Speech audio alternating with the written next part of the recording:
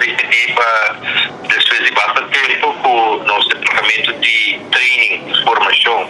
E os dirigentes da Shopsteward estavam um pouco slow e com a pandemia não estou por assim muito, mas a maneira que a diretiva cambia, nossa começar a viajar com programa com a ajuda de Centro de Formação, ou Instituto de Formação de Colômbia.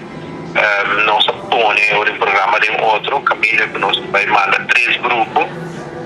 Grupo especial para trainer, outro grupo para dirigir a organização e outro grupo para parte organizativa.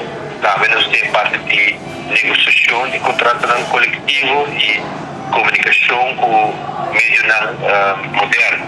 Então, por isso, nós estamos fazendo capa desde a nós começar aqui no STI, e eu vou para o meu grupo também Colômbia para parte de trainer, então com a maneira da minha back, nós espera com a parte de formação, com a que dirigir atualmente no vira melhor, no vira mais forte.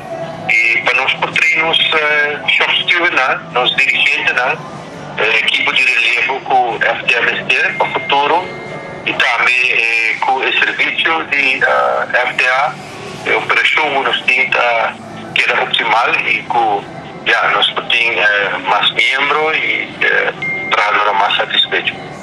Hubert, quem te dona training aqui? Quem te dona training aqui?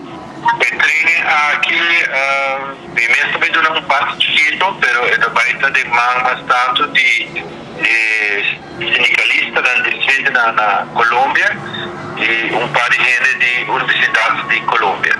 Nós também fazemos training para nível superior, nós envolvemos docentes das universidades de Colômbia, de universidades, e nós esperamos que o nível aqui nos ajuda e dá entusiasmo na estamos a participar e que de verdade ajuda-nos para esse nível de nós Shopsteward e nos time que nós trabalhamos, tanto de operação como de diretiva.